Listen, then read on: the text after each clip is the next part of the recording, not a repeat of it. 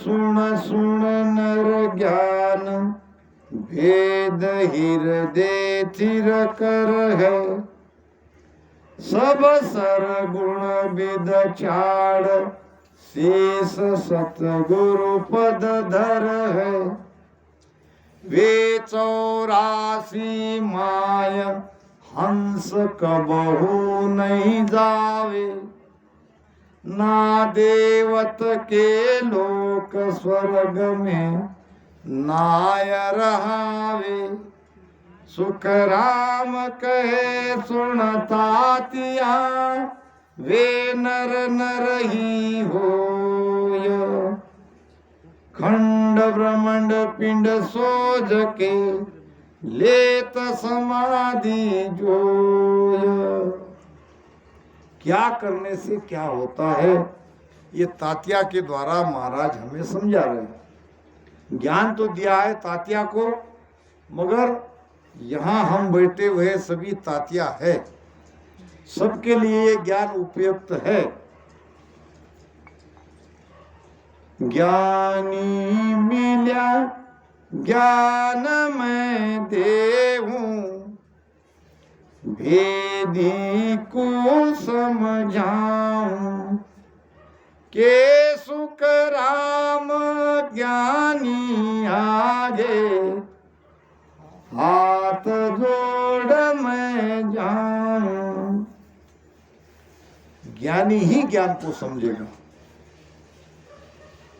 ज्ञानी मिला ज्ञान मैं देऊं, ज्ञानी को ही ज्ञान दिया जाता है, भेदी को ही भेद बताया जाता है। ज्ञान सकल को दीजिए, अड़ नहीं कीजिए कोई। और मंत्र तो सुखराम कहे, दीजिए जागा जो।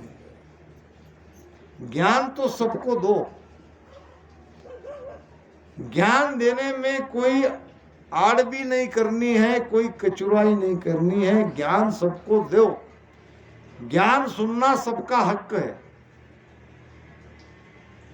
ज्ञान सकल को दीजिए, अड़ नहीं कीजिए कोई। और मंत्र तो सुखराम कहे, दीजिए जागा जो। मंत्र किसको कहते? मंत्र कहते हैं वेद को। ज्ञान उसको देते रहो, उसको सत्संग में आते रहो, बुलाते रहो, उसके घर पे जाते रहो। जब उनके अंदर वो प्रेरणा जग जाए, उनकी आत्मा परमात्मा को मिलने के लिए तड़पने लगे, तब उसको ये राम नाम का मंत्र दो, तब तक मत दो। पुराने जमाने में हमारी संत परंपरा में, हमारे हिवरा धाम में ये परंपरा थी। आप सब लोग साक्ष्य हो कि सदगुरु जी महाराज भेद नहीं बताते थे। भेद भी बता देते तो कोई बीच में उसको जमानत देने वाला चाहिए था। जमानतदार यानी ये चीज बड़ी ऊंची है, और ऊंची चीज को पात्र भी वैसा ऊंचा चाहिए। ऊंची चीज अगर वो पात्र में चली जाए तो उसकी कीमत नहीं होती।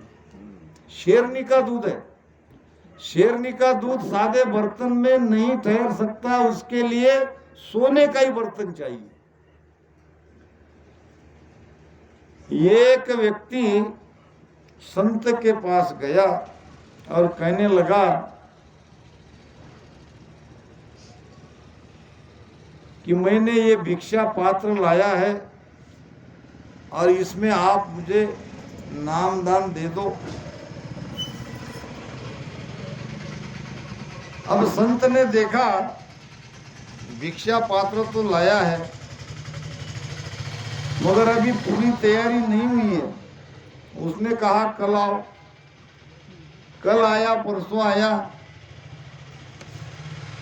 बार बार प्रार्थना करने पर भी संत ने उसे नामदान नहीं दिया। नाराज हो गया, कहने लगा महाराज क्या कमी है जो तुम मुझे भेद नहीं बता रहे हो। तो उसने संत ने उनको कहा कि भाई ऐसा है, तुम मांगने के लिए तो रोज आ रहे हो, मगर तुम्हारे अंदर वो भाव नहीं है, वो प्रेम नहीं है।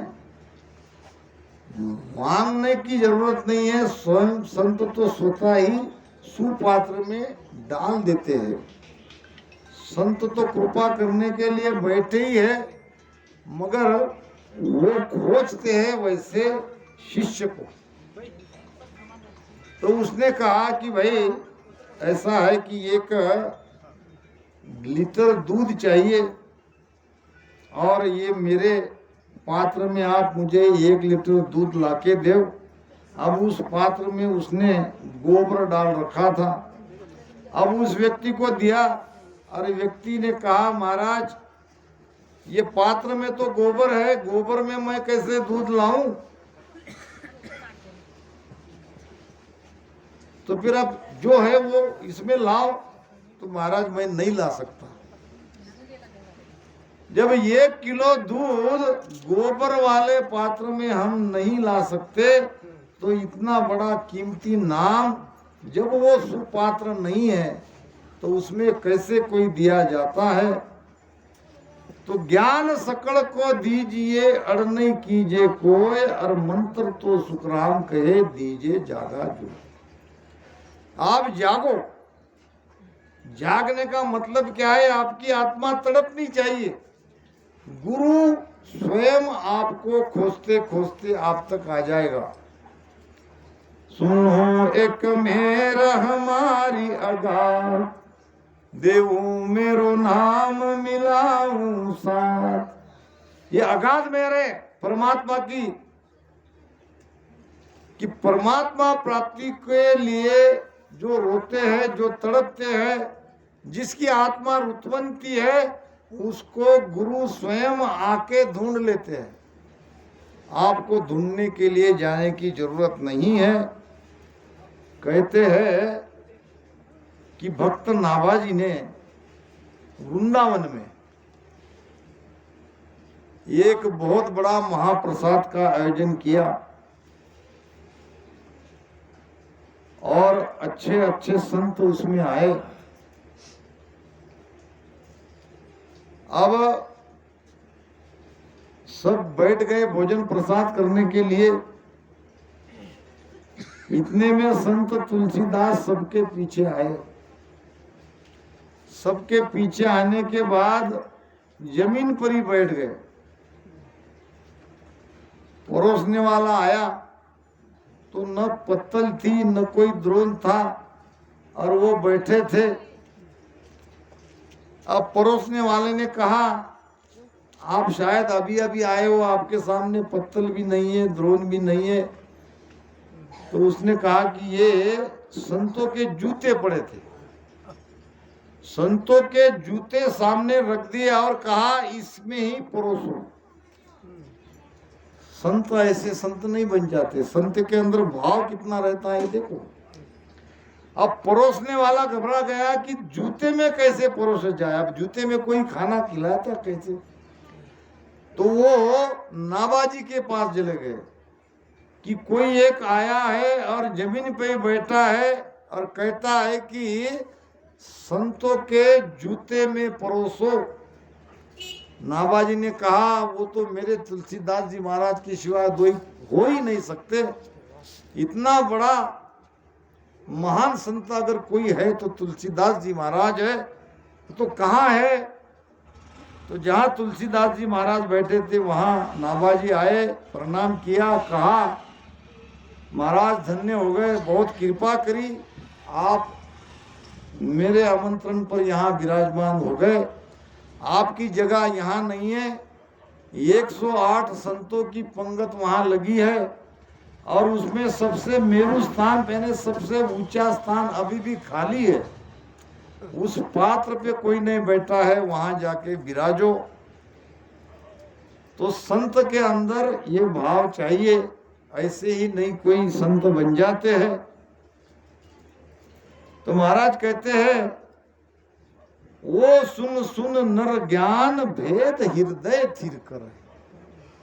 आप ज्ञानी हो और ज्ञान को सुनो। अब ज्ञान में क्या सुनो? भेद को सुनो। कैसे? भजन की रीत है। भजन के द्वारा हम कैसे भीतर में ही 3 लोक को पार करके जो हमारे घट में परमात्मा बैठा है वहां तक पहुंचते हैं, इस भेद को सुनो। वाणी में बाकी तो और सब बातें हैं, मगर इसमें विशेष ये है भेद।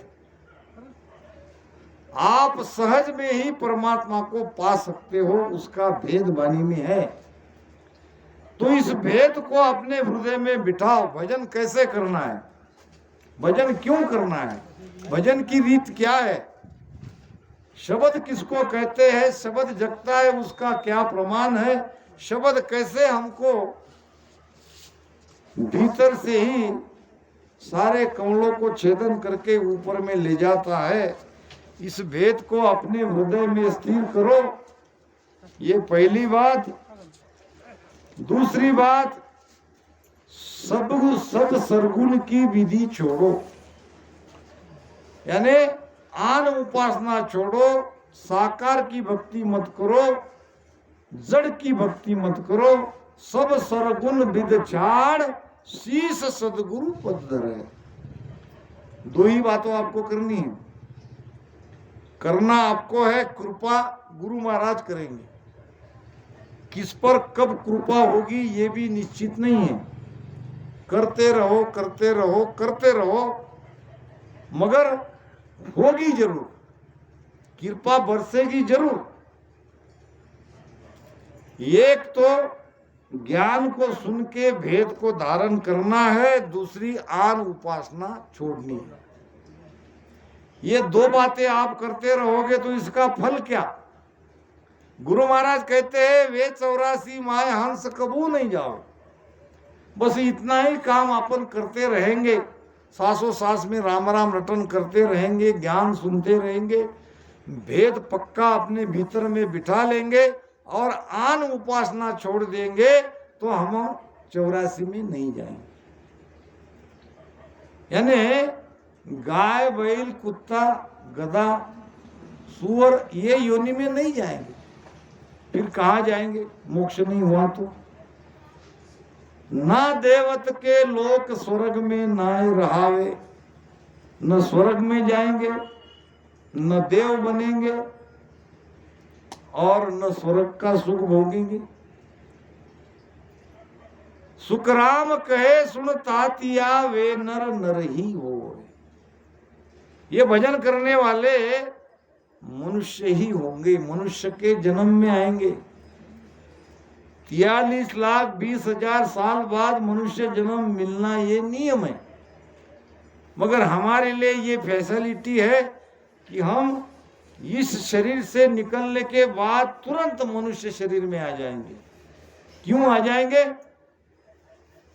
कि जो भजन की यात्रा बाकी पूरी नहीं हुई है वो यात्रा और प्रारंभ, उसके आगे बढ़ने के लिए दोबारा हमको ये मनुष्य शरीर मिलेगा। खंड ब्रह्मांड पिंड सोच के, ये है पिंड, पिंड में है त्रिकुटी खंड और ये ब्रह्मांड है 10वां द्वार। 10वें द्वार ब्रह्मांड है, महल त्रिकुटी खंड, जहां लग पवन बहत है तहां लग कहिए पिंड। ये जब श्वासा हमारी जब तक बह रही है, चल रही है, इसमें ध्यान लगा के राम राम रटन करते करते हम खंड में जाएंगे, यानी त्रिकुटी में जाएंगे और खंड से ब्रह्मांड में जाएंगे और ब्रह्मांड से परम पद में जाएंगे। एक स्टेप पार करके जाना है। मूल में है सत्संग, मूल में है ज्ञान। तो ज्ञान सुनो और ज्ञान सत्संग में मिलता है। तत्रूपी गुरुदेव परक शरण आवे, राम राम वो पद शिवर घट नाव जगावे। उलट पिछम के घाट मेर 21 फोड़े, गिगन मंडल को छेद आन त्रिगुटी मन जोड़े। सुख राम कहे सुन तातिया, ब्रह्मलोक वे जाय। बजर फूल जन खोल के, धस गया वहाँ माय। ये कई कुंडलिया में महाराज ने सारा निर्णय कर दिया। कैसे परम पद में जाते हैं, क्या है उसका उपाय। इसके लिए ज्ञानी बनना बहुत जरूरी है। नहीं तो आजकल संसार में देखते हैं, हम न ठीक से समझ पाते हैं, न ठीक से सुनते हैं, न ठीक से हमारा कोई काम है।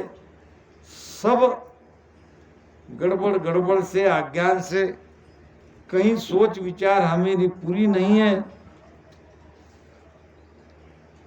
दो सेठ जी थे मित्र, और दोनों के नौकर थे मूर्ख अज्ञानी। आए दिन वो मेल मुलाकात हो जाती थी तो अपने नौकर की ही चर्चा करते थे। जैसे पुराने जमाने में हर सास को देखो तो चर्चा का विषय क्या रहता है, सास का, बहू का। बहू कितनी भी अच्छी क्यों ना हो, अगर दोनों सास अगर मिल जाती है तो वो अपने बहू के बारे में ही चर्चा करें, मेरी बहू ऐसी है, मेरी बहू ऐसी है, क्योंकि ये स्वाभाविक है। तो दोनों सेठ जी मित्र अपने मूर्ख नौकर के बारे में चर्चा करते थे। अब एक सेठ ने अपने नौकर को बुलाया, कहा कि भाई ऐसा है कि ये 10 रुपए ले जाओ और 10 रुपए में एक टीवी खरीद के लाओ। अब 10 रुपए में टीवी मिलेगा, मगर नौकर था मूर्ख, दिमाग लगाने वाला नहीं था। उसने ठीक है सेठ जी ले लिया और पैसा जेब में रख दिया और चला टीवी लेने के लिए। अब दूसरे सेठ ने कहा, मैं अब तुमको मेरा नौकर कितना मूर्ख है ये बताता हूं। अपने नौकर को बुलाया, कहा कि भाई जाके देख ऑफिस में कि मैं वहां हूं कि नहीं हूं। अब नौकर चला गया। सेठ तो वहीं थे, मगर सेठ ने आदेश दिया कि मैं ऑफिस में हूं कि नहीं, जाके देख के आ। अब दोनों नौकर अपने मालिक की आज्ञा मिलते ही चले गए। दोनों एक जगह मिल गए। दोनों जानते थे। पहला नौकर दूसरे नौकर को कहता है, हमारा मालिक कितना अज्ञानी है, कितना मूर्ख है। अब वो स्वयं मूर्ख और मालिक को मूर्ख कह रहे। 10 रुपए दिए हैं टेलीविजन टीवी लेने के लिए, मैं तो खरीद के ले आता था, मगर आज इतवार है, दुकान बंद है। क्या उसको दुकान बंद है ये पता नहीं? कितना मूर्ख है मेरा मालिक। अब दूसरा कहता है, मेरा मालिक तो तेरे मालिक से ज्यादा मूर्ख है। मुझे कहता है कि ऑफिस में मैं हूं कि नहीं, जाके देख के आओ। उनके पास मोबाइल नहीं था, वहीं जाके फोन लगा देते, पूछ लेते एक नौकर, मैं वहां हूं कि नहीं हूं, मुझे देखने के लिए भेजा। तो संसार में ऐसे अज्ञानियों की कोई कमी नहीं है। ज्ञानी को खोजना, समझवान को खोजना बड़ा मुश्किल है। और ज्ञान समझ आती है सत्संग से। सत्संग जहाँ नियमित होती है, और सत्संग में जो ज्ञान सुनने के लिए आता है वो धोखा नहीं खाएगा। नहीं तो सब जगह अज्ञानी अज्ञान भरा है। जब हम अपने ही बारे में समझ नहीं रहे तो और दूसरा विज्ञान क्या है। अपना ही हित हम चाहते नहीं है कि हमारा आगे क्या होगा। मराठी संत कहते हैं, आपुलिया हिता असे जो जागता, धन्य तयाचिया माता पिता। कहाँ है हमारा हित? हमारा हित है भजन में। हमारा यानी हमारी आत्मा का हित है भजन में। भजन के सिवाय और कहीं हमें सुख नहीं है। तो तत्रूपी गुरुदेव परक शरणे आवे। ऐसे ब्रह्मवेत्ता संत को परख कर उसके शरण में जाओ। और फिर संत क्या करते हैं, संत शरण में लेके राम नाम का सुमिरन का आपको भेद बताएंगे। तो राम राम यो पद सिमर घट नाव जगावे। सुमिरन किस लिए करना है?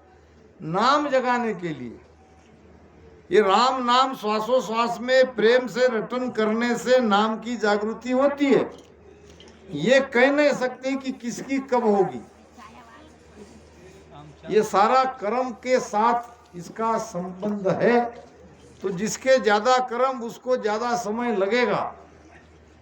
कर्म का भी संबंध है और तुम्हारा भाव का भी संबंध है।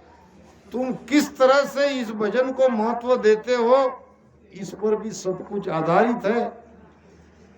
अगर विश्वास करके सुमिरन करने लग जाओगे तो उसी समय नाम की जागृति होगी। राम राम यो पद सिवर घट नाव जगावे और उलट पिचम के घाट मेर 21 फोड़े। ये पिचम का रास्ता है बंकनाल का, ये पूरब का रास्ता है संकनाल का। श्वासा को ऊपर चढ़ाना नहीं है। आप सब भजन करने वाले हैं, आपको भजन का भेद बता रहा हूं। पूरब दशा भृगुटी चढ़े, पवन चाड़े कष्ट सु, पूरब खेचे श्वास, ताका घर सुख राम कहे, रहा जमपुर पास। सुबह की सत्संग में मैंने आपको सांस प्रश्वास क्या है ये भी समझा के दिया था। तो पेट से श्वासा ऊपर खींचते हैं ऊपर, तो इसके सीधा ऊपर नहीं चढ़ाना। पवन चाड़े कष्ट सु, यानी एक कष्ट से मैं श्वासा को ऊपर चढ़ा रहा हूं। पूरब खेचे श्वास, सांस को अगर मैं ऊपर खींच रहा हूं तो मैं मोक्ष में नहीं जाऊंगा। कहाँ जाएंगे? जाका घर सुखराम कहे, जमपुर सन्मुख पास। यमराज के पास हमारा घर बन जाएगा। ब्रह्मांड में बस्ती नहीं होगी। ब्रह्मांड में बस्ती तब होगी जब सांस और उसास में भजन करोगे। ये देखो भजन कैसे करना है। बिल्कुल छाती सीधे, पीठ सीधी, पूरी श्वासा को यहाँ छाती में रोको, यहाँ रोको।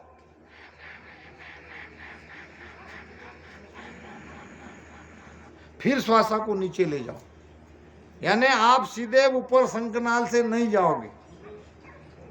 नाभ हेरन करम कोयला, लोहमान पाचू डार।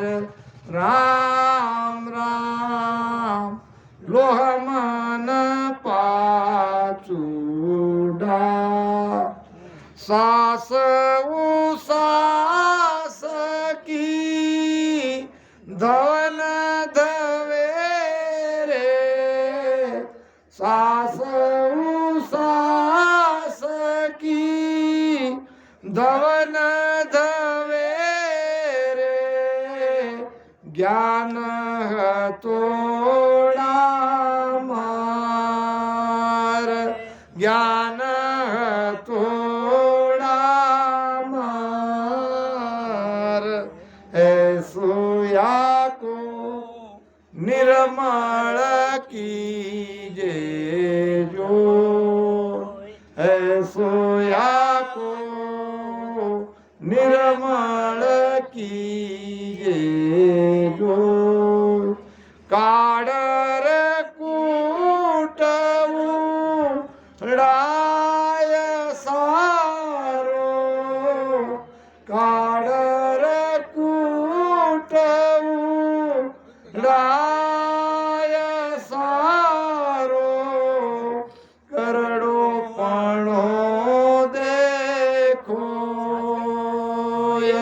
करड़ो पाणो देखो ऐसो या को निर्मल कीजे जो ऐसो या को निर्मल कीजे जो। लोहा को जंग लगता है और फिर उसकी धार भी देनी पड़ती है। तो पुराने जमाने में हम लोहार के पास वो ले जाते थे। फिर लोहा को क्या करता था वो लोहार,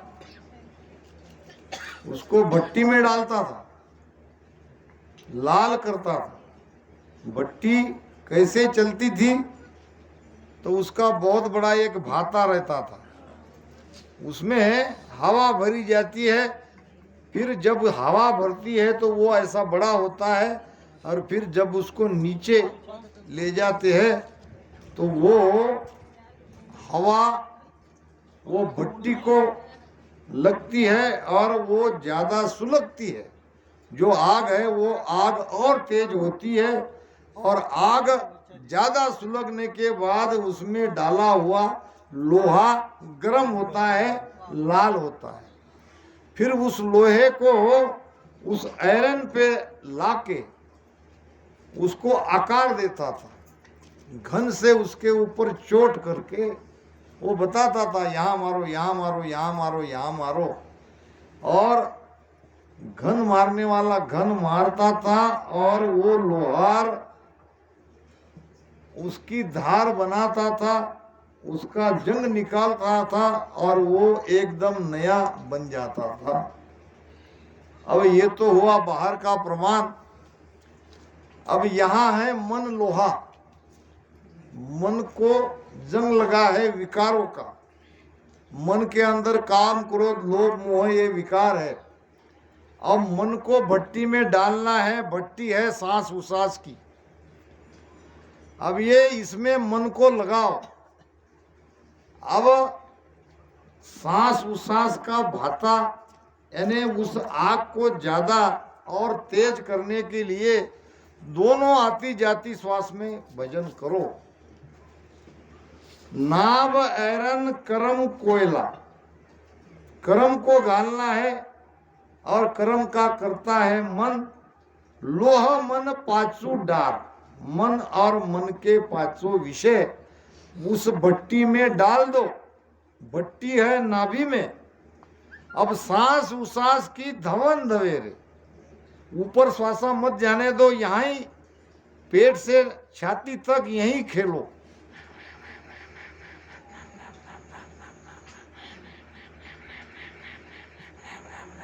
बड़े आराम से, कोई जल्दबाजी नहीं है। पहले धीरे धीरे, फिर स्पीड बढ़ाना। फिर आपको ज्यादा वायु की जरूरत है तो सांस उसास को ज्यादा स्पीड से लो। श्वासा को गलती से ऊपर मत चढ़ने दो, नहीं तो ये पूरब का रास्ता हो जाएगा। यहाँ पेट में ये श्वासा उमाऊ होगी तो यहाँ नीचे वायु का प्रेशर आएगा। जहाँ बंकनाल का मुख है वहाँ धड़ाधड़ वो वायु जाएगी, उसका प्रेस वहाँ होगा और पिछम का रास्ता सुषुम्ना खुल जाएगी। नाभ ऐरन कर्म कोयला लोहमन पाचू डार।